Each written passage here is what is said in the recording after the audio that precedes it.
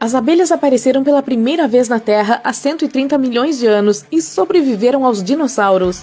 O que as ajudou a sobreviver por tanto tempo foi a estrutura incrivelmente complexa de sua sociedade e o trabalho em equipe. Cada abelha tem seu próprio papel e responsabilidade. Algumas delas constroem e consertam sua casa, algumas abelhas a protegem, outras limpam a colmeia e buscam comida. Mas se você pudesse entrar sorrateiramente em uma colmeia e descobrir como todo esse sistema funciona, o que veria lá dentro? Por alguma razão misteriosa, é fácil para você passar pelas abelhas guardiãs, mas se você fosse uma abelha de outra colônia, elas não o deixariam entrar sem lutar. As abelhas de guarda parecem bastante intimidantes. Elas ficam de pé sobre as 4 patas traseiras na entrada da colmeia, com as patas dianteiras levantadas no ar. Essas abelhas inspecionam todos os insetos que entram na colmeia com suas antenas e patas dianteiras. Cada colmeia tem seu próprio odor, e as guardiãs podem saber se uma abelha pertence à sua colônia ao cheirá-la. Somente as abelhas que vivem na colmeia podem entrar. De repente, você vê algo estranho. Uma das abelhas guardiãs detectou um intruso. Uma abelha de fora deve ter tentado por engano entrar na colmeia errada, mas está carregando uma carga de néctar, e a guardiã deixou entrar. Aparentemente, elas não se importam em aceitar presentes de graça, mesmo de estranhos. Você se sente muito curioso para permanecer ali por mais tempo.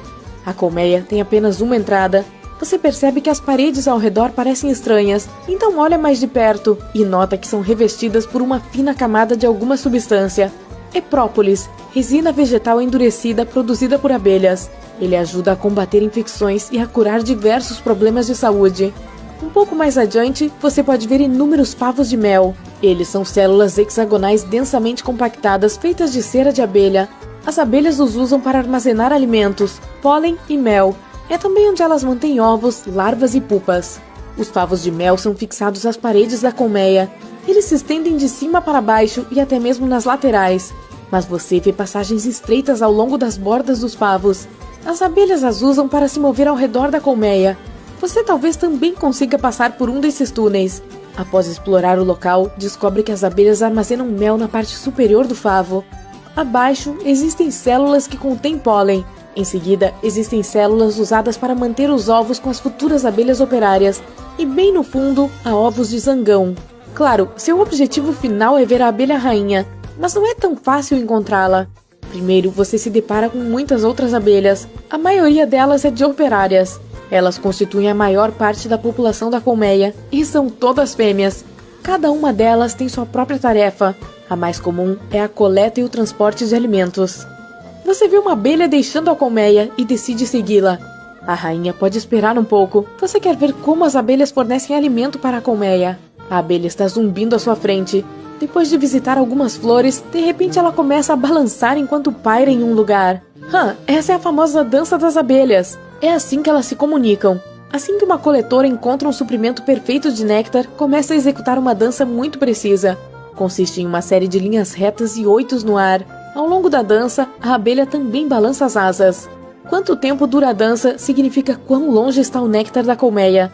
Cada 75 milissegundos são 100 metros de distância. E a intensidade da dança depende da riqueza da fonte do néctar. Quanto mais forte for o movimento, mais néctar a abelha encontrou. E também tem o ângulo da dança, mostra a direção do néctar em relação ao sol. A sua abelha deve ter encontrado um monte de néctar, ela está praticamente vibrando. De repente, ela começa a voar de volta para a colmeia. Você a segue. Lá, a abelha faz uma dança se sacudindo na frente de outras abelhas operárias. É assim que diz às outras abelhas que elas precisam ir coletar alimentos imediatamente.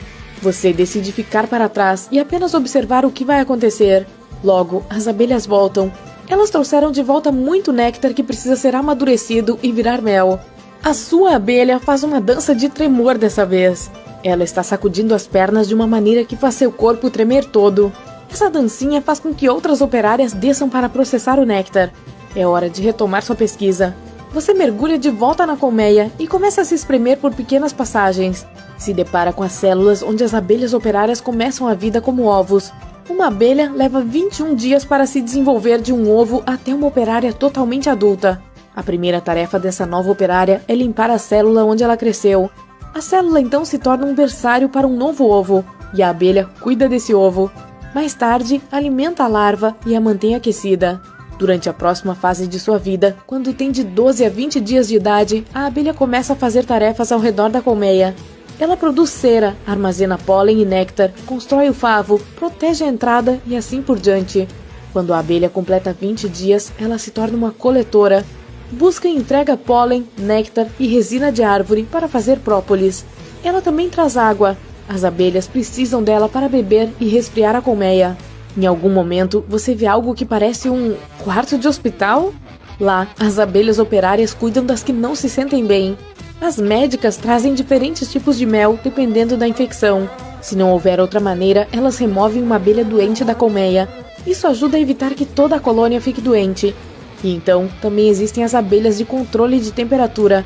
A temperatura na colmeia é geralmente cerca de 35 graus Celsius. É crucial mantê-la assim, nem mais quente, nem mais fria. Caso contrário, os ovos não eclodirão. Você vê um enxame e instantaneamente entende que são abelhas de temperatura. Aparentemente, a temperatura na colmeia caiu, e agora as abelhas estão tentando aquecê-la. Elas estão vibrando de uma maneira especial, o que aumenta a temperatura corporal. E você pode sentir o ar ao seu redor ficar um pouco mais quente. E se precisassem resfriar a colmeia, iriam buscar algumas gotas de água. Então, elas trariam essa água nas costas. Uma vez na colmeia, as abelhas de temperatura batem as asas muito rapidamente, fazendo a água evaporar e baixando a temperatura. Você avança e logo se depara com uma abelha que não tinha visto antes. Tem olhos enormes, um corpo grande e nenhum ferrão. É um zangão, o único tipo de abelha macho da colmeia. Os zangões também não têm ferramentas de coleta. Seu único propósito é acasalar-se com a rainha e cuidar dela. A vida do zangão não é muito longa. Por um lado, se conseguir se acasalar com a rainha, ele nunca sobrevive ao processo. E se houver escassez de alimentos ou o inverno estiver chegando, as abelhas operárias geralmente expulsam os zangões da colmeia e não os deixam entrar.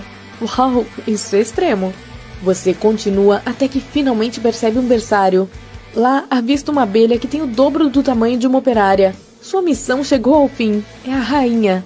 Essa abelha é a mais importante para a colmeia, porque é a única que pode botar ovos. Apesar de seu título, a rainha não governa, e seu cérebro é menor do que o de uma abelha operária, mas ela produz feromônios especiais que influenciam o humor de toda a colmeia. A rainha também dá à luz todas as abelhas da colônia. Quando ela ainda é uma larva, as abelhas operárias a alimentam com geleia real, o que é uma gosma com teor super alto de açúcar. Uma célula maior junto com essa dieta leva a um corpo maior e a capacidade da futura rainha de emitir os feromônios. Quando a rainha se acasala com os zangões, ela retorna à colmeia. 3 dias depois, começa a botar ovos e nunca para. Ela trabalha muito na primavera, botando um ovo a cada 20 segundos. Não é à toa que no final do ano, a colônia já tem uma população de 30 mil a 60 mil abelhas. Mas espere, algo estranho está acontecendo aqui. Um grupo de abelhas operárias, na verdade muitas delas, pode ser até metade da colônia, saem da colmeia com a rainha as conduzindo. Isso significa que a colônia se tornou grande demais. A rainha sai pela primeira vez desde o acasalamento, e todo o enxame sai em busca de um novo lar. De volta à colmeia, uma nova rainha eclode um ovo 8 dias depois.